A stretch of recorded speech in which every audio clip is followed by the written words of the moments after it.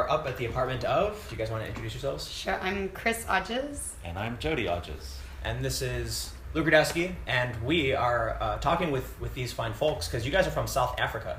Right. And I've been getting a ton of people messaging me saying that South Africa is getting really, really bad. Impending white genocide, farmers being murdered. And so when I was talking to Cade the other day, he was mentioning that, you guys had come here and that he didn't get too in depth, but was mentioning that you guys had talked a little bit about it. Yeah. And so I guess I'm just curious. You're South African. Is it really bad? So I think our perspective is a little bit different from someone that lives in South Africa currently, because we've been living in Korea for 3 years now. But we recently went back in January, and day-to-day life in the city, at least, in Johannesburg, where we're from, hasn't changed that much. Yeah. But, I mean, there are tons of crises going on right now. The farmers being murdered is one thing, but then there's also student protests about fees for university is insane. Yeah. And the president recently fired the finance minister on his own accord. And that was just a mess. Well, that was like several months ago, but like Right. the effects are still going on. And that wasn't that long ago. Like about 3 months ago. And right now the most recent problem is that we've had huge fires spreading through a tiny town called Knysna. And the fires have just devastated like people's homes and schools, and people are left without anything. But are these natural fires, like wildfires? Yeah, no, natural fires. So the wildfires spread in South Africa because our season is very dry. The winter is very dry. So the grass just catches fire like in instantly. Winter? Yeah, it's winter wow. now. Yeah. And it's super dry. It doesn't rain in the winter. So the fires just spread massively, and the wind just blows the fires straight through. But in terms of politics, right? I've heard that there's been politicians that have claimed being a white farmer in South Africa is the most dangerous job in the world. There's more murders per capita for that job. Is that true? Most people don't know enough about that kind of thing. Like the average South African won't know how dangerous it is to be a white farmer. Because we're not. Yeah. And they're farmers. Exactly. Yeah, we're not farmers. And the stories we you'll live get in the city, yeah. And not in a rural area. Sorry. And the stories that people in the city will get of these things will be these horror stories of white farmers getting killed. They won't get the stories of like, oh, I've been a white farmer for 40 years, I've been fine, I haven't had any threat of violence. The things you're going to hear are, oh, this guy was brutally murdered for having a farm and being a white guy. So it could be immensely dangerous. It could also be blown out of proportion. Yeah, just the media. It's hard to tell. Hyping it up. Politicians hyping it up, trying to get votes. Oh, yeah. So, you guys said that life, you went back recently, or I think you did. No, we both did. You both did. Went back to get married, yeah. Oh, congratulations. Thank you. But you said it was relatively the same. But then, for me being from America, I hear stories that, people in South Africa live in gated communities. There's like private police forces. People are telling me not to go there because it's too dangerous. And so I kind of feel like, or I should just ask, do you feel like maybe, you guys are used to this growing up in South Africa, so it's, for you that is normal. But, is crime a big problem? Do these things happen? So I have a story about this that I always tell my friends. You can live in South Africa and go without being attacked or without being hurt in any way, living a relatively normal life, like not in a gated community, but with, locks and alarms. And you'll be fine. Fences, yeah, and you'll be fine. But then on the other hand, you can have my experience. I've been attacked 3 times while living in South Africa, driving in my car, because a common form of crime in South Africa is called a smash and grab. And that's when people, usually poor people that have really no other way to get by, will attack drivers while they're sitting in traffic. They will smash your window and grab your belongings and hawk them. So that happened to me 3 times. And Wow. I was only driving for about 4 years. So I think that's a pretty high level of crime for me personally. But like I said, some people will go without anything like that ever happening to them. I'm from Chicago. I'm from the south side of Chicago. Right. And so people often bring up Chicago as also being like this really dangerous place. And someone has tried to rob me 1 time. and I'm from like a bad area. Yeah. But 3 times you said in 4 years, Yeah. smash 3 and grabs. times, yeah. Apartheid ended like when you guys were probably kids when it ended, right? Yeah, What, I was 4 years old. You were 2. Yeah. what year was that? 1994. It was Wow. the year my brother was born. Yeah, that's crazy. Yeah.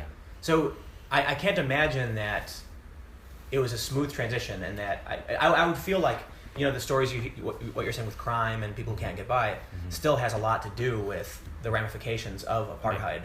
Yeah. Of course. Well, often people are poor because they're black, because they weren't given the opportunities previously. But also, so the way I describe it to my friends that aren't from South Africa is apartheid happened and everyone was like super stoked. Well, apartheid stopped and everyone Yeah, was super stoked. apartheid happened and it was over, There was a very and small group of people everyone that was were super stoked for stoked. apartheid. And then we had this period like when everyone was like the Rainbow Nation. We all love each other, no matter what color. We're all happy. Well, that's the And impression. that was kind of what the media portrayed, and that's what people were feeling for about 10 years. And I think we're now reaching the end of that like dream period, and people are starting to realize that we still have super deep problems that need to be fixed. 10 years on, like basic promises that the new ANC government made in 1994 still haven't been delivered. People don't have houses, people don't have electricity, people don't have water. These things are improving, but they're not. Politicians still aren't delivering on the promises that they made 23 years ago now.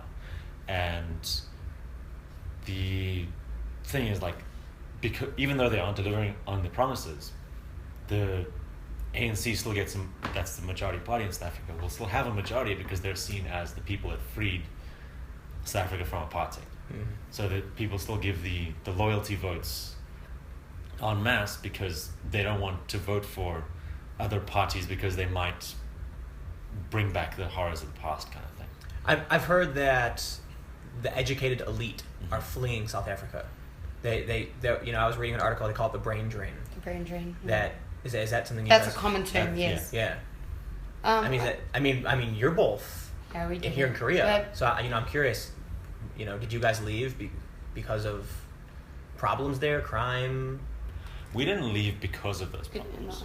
We left. So Chris essentially wants to be a career teacher, but in South Africa, to be a teacher, you're expected to lay down your roots in one school for like at least 5 years, and we just wanted to like explore the world and see more of planet Earth before we lay down roots and stick somewhere for a long extended period of time. So we didn't leave because of South Africa being bad. No. But we have experienced a different way of life here that we didn't know was possible. We have noticed a difference. Yeah. What's So, in living in Johannesburg, like Chris mentioned, you can go months, even your whole life, without experiencing crime. But you're But- still always afraid. Exactly. There's always like 1% of your brain that's acting like, okay, what I'm doing safe right now? What is the chances that I'm going to get robbed? It's like this constant little tiny part of your brain that's thinking about safety. And in Korea, you don't even have to think about that. Somebody was telling me that they knew somebody here would like sleep with a knife under their pillow because like after leaving That's extreme. after leaving South Africa, they That were is still extreme. just like scared. on and, edge. Anxious. Right. Well, my our South African friend Mikey says that he still locks all his doors. He still is really scared that someone's going to come into the house. Yeah. I think here in Korea. Yeah, here in Korea. Yeah. I think we've experienced the opposite effect. Yeah. We've become like Super chilled. It's just like no more security. They like invite everybody in. I mean- hand them a knife when they walk in the door. yeah. Here, just take it. Yeah, it's- For it's the like, first 6 months that we lived in Korea, our lock was broken, yeah. and we just We just didn't lock our door. didn't lock it.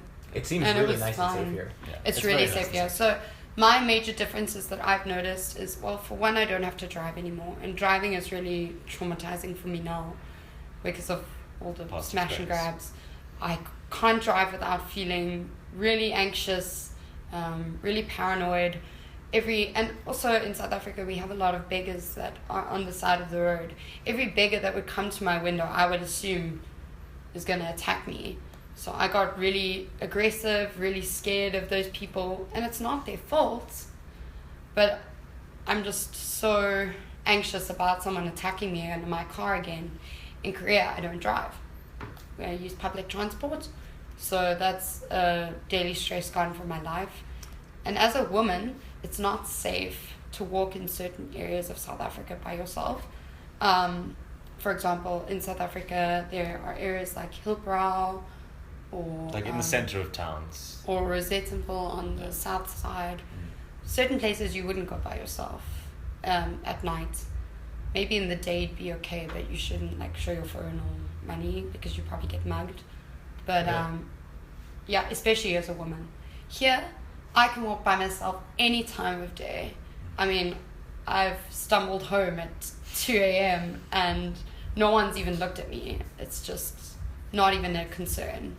Oh, wow. Which is amazing. It's so great to feel so calm and so safe. I heard there's like a group that they practice these evacuations where they have gatherings. Have you heard about this? No. That's not. What? In I've Korea? Or No, in South Africa. Like white. Yeah, a bunch of people white that get people like have stressed. gatherings where they have like bug out bags, like supplies, and they're Okay, but that's like the same as America. You got those percentage of crazies, right?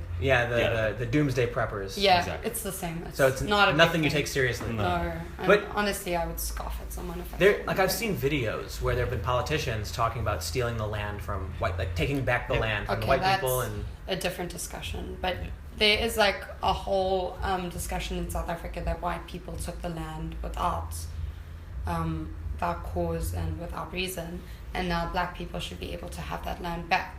But this is often about farming land, about rural land, and the farmers are like, but I've been here for 50 so years, my whole family has farmed this land, this is my land.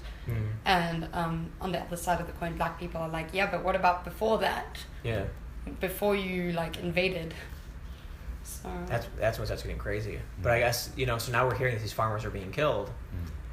I read that a lot of people are saying it's because the black people feel the land is theirs and they want to take it back and they want to punish the white people. Yeah. But I've also heard from some South African politicians were quoted as saying, no, it's just that the media is focusing on the white people and they ignore the black farmers who are being killed and things like that. And so it's hard to figure out, is this really happening?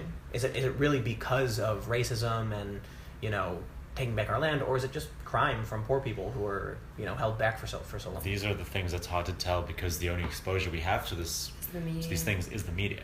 Yeah. And if the media is presenting this, okay, it's only white people getting killed, please feel sorry for these white people, ignore these other things that are happening. We don't know because it's difficult to gather such information, even like in the city, in South Africa. And it's even more so from another country on the side of the world. The only exposure we have is the mainstream media. So I guess I got one last question, and I'll see if Luke has any questions. The big, I guess, concern, the apocalypse theory is that there's going to be a genocide. Everyone, not everybody, but a lot of people online are like, it's happening, and you've got these these groups that are organizing. Do you think that's a possibility that eventually there might just be groups that go out and just kill white people or something like that? I really hope not. I really hope not, and it's extremely unlikely. I think it's unlikely. Okay, I was like hoping not, and it's like, no, it might happen. Everything is possible. Oh, yeah, of course. We But can't like, say that there won't be genocide because I'm sure people have been in... The day that there's genocide, these 2 people from Korea said that there's no chance of genocide. There's a chance that a meteor will fall from the sky and kill us all. Like in the US, I'd be like, no, that'd never happen. Maybe in a couple I'd be more scared years. about the US right now. Really? Because of your stupid president. I mean, we've got one too, but... politicians. Yeah. So it's extremely... I think not. I believe in South Africans, and I believe in our country, and I believe that we wouldn't let things get that bad. And I also think that people still have... Remember Nelson Mandela, we still have the spirit of togetherness, the spirit of Ubuntu, and we'll hopefully keep going with that.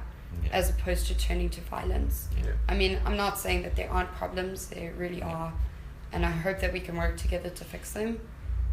But I don't think we just start killing people. Crazy. No. I don't think so. You have any questions? Would you ever relocate and come back to South Africa? Yeah. Yes, I think that is our end goal. Yeah. As I said, I just didn't want to be tied down straight out of university. Yeah. I wanted to just go travel. Yeah, travel. So right? it's not an issue of you guys left the country. We didn't flee, no. Yeah, we yeah. didn't flee. This is the important thing. I guess, you know, I don't want to talk to experts and politicians and media people. I think the most important thing is, you know, talking with you guys, just People on the ground. average, you know, you got out of university, you wanted to travel, and then to hear that you actually plan on going back at some point, I think that says a lot, because I guess the narrative right now is that people are the brain drain, people are fleeing the country, private security, it's really dangerous. But I suppose if you've even been, you know, a victim of crime several times, still are willing to go back, I think maybe it is overblown. Yeah. I think there are two sides to that. So the one is that the brain drain might just be because the benefits in other countries are better than South Africa. Not because you're leaving South Africa because you hate it. It's just because you might have better chances somewhere else. So for example, the pay that I'm getting now is way more than if I was teaching back in South Africa. So that's another reason to leave.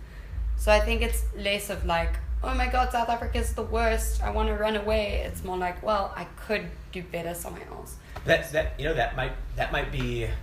I gotta say this. The truth is always closer to the middle. Yeah. Mm-hmm. And I think maybe like what you're saying is, when I hear what you're saying, it's not so much that it's so bad everyone wants to leave, but it's just better somewhere else. Right. So it's not like the apocalypse is happening, but at the same time, it sounds like South Africa needs to do more to encourage educated people to stay. Yeah. Yep. So, and that's the second thing I was going to say. I think educated people need to work together to make South Africa better.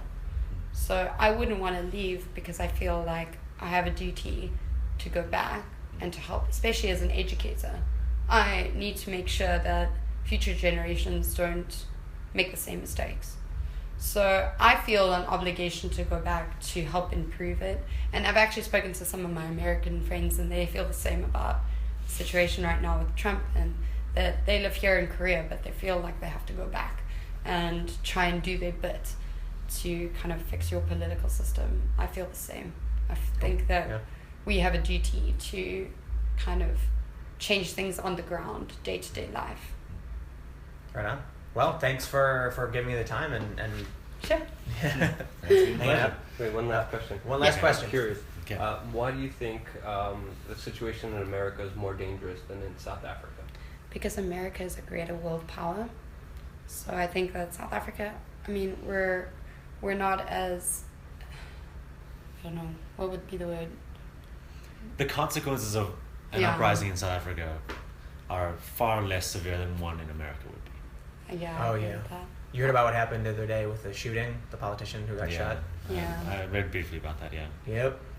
I think some of your problems are just way worse than ours. Like your gun issues. So many shootings. Like this doesn't happen in South Africa. 800 murders in Chicago. I would argue that even as a teacher, like you could just get shot because some crazy student comes in and shoots up the whole school. Yeah. And I think that I would be more scared of that in America than I would be in South Africa. I think, the important thing to realize, a lot of the gun crime in the U.S., it's like gang violence, like they're fighting each other. Yeah.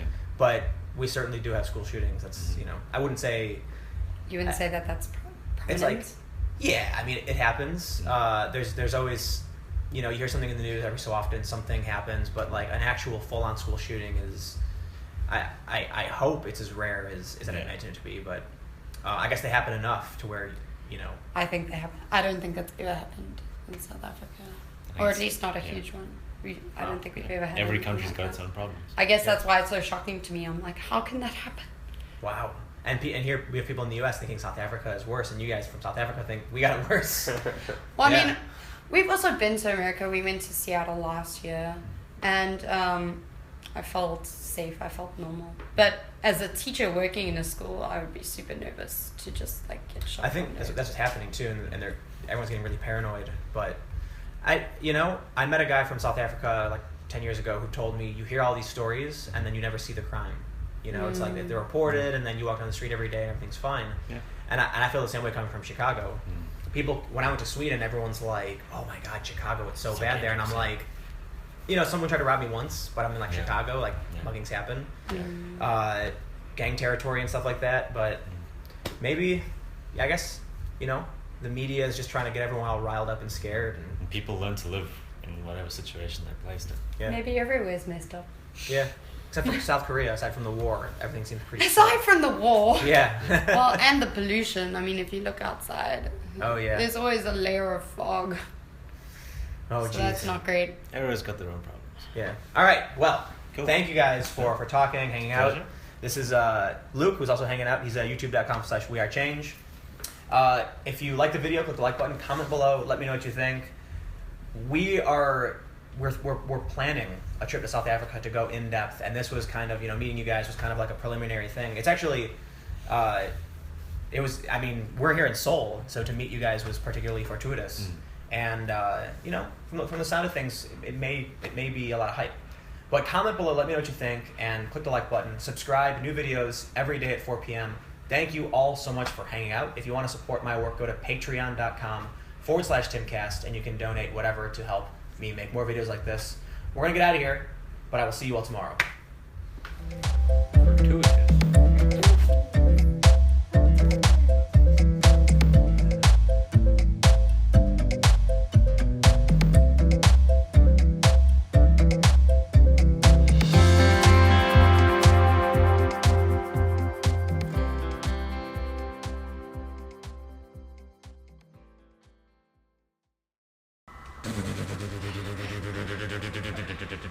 Bada, bada,